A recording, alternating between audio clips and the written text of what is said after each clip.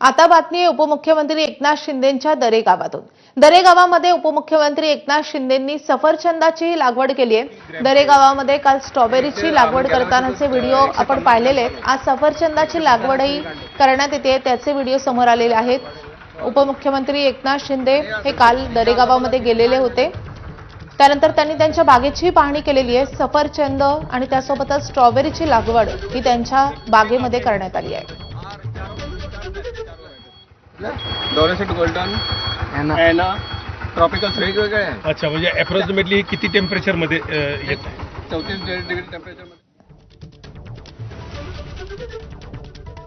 तर एकनाथ शिंदे अनेकदा त्यांच्या बागेला भेट देत असतात। दरे गावामध्ये उपमुख्यमंत्री एकनाथ शिंदेंची मोठी बागही आहे आणि या बागेमध्ये वेगवेगळ्या फळांची लागवड केली जाते, वेगवेगळी पिकं काढली जातात। त्यापैकी सफरचंदाची लागवड यावेळी करण्यात आली आहे। राजकारण त्यांच्यासाठी शेती आहे, तुमच्यासाठी हे इथं येऊन इकडे आलो की त्यांचं राजकारण चालू होतं। इकडे गावी आलो की त्यांना पोट दुखायला लागतं। तुम्ही दिल्लीला गेलो की पोटात दुखतं, कुठेही मी गेलो तरी पोटात दुखतं। तर मी काय त्याचा विचार करत नाही। या सर्व पोटदुखीवाल्यांना आम्ही त्यांची व्यवस्था केलेली आहे। बाळासाहेब ठाकरे आपला दवाखाना मोफत।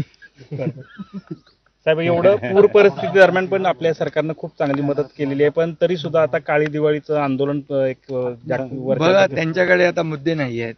त्यांना वाटलं नव्हतं की 32,000 कोटीचं पॅकेज जाहीर होईल आणि पैसे दिवाळी, मी म्हणालो होतो ना दसऱ्याच्या मेळाव्यात की शेतकऱ्यांची दिवाळी काळी होऊ देणार नाही।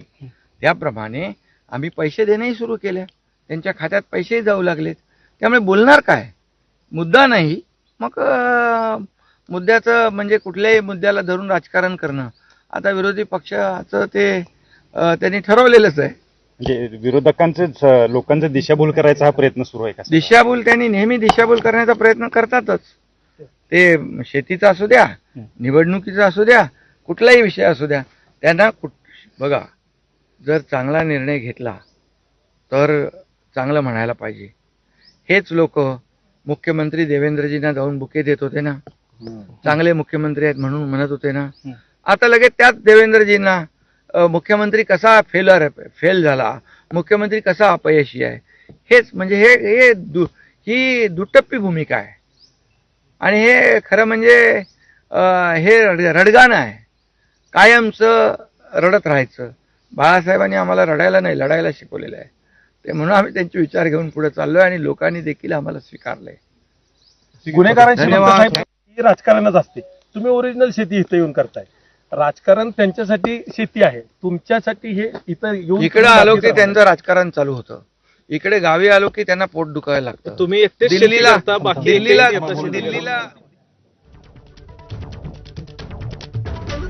तर विरोधक कोणत्याही विषयाची दिशाभूल करतात असं शिंदे म्हणतात। मुद्दा नसल्यामुळे विरोधक कशाचंही राजकारण करतायत असंही शिंदेंनी म्हटलंय।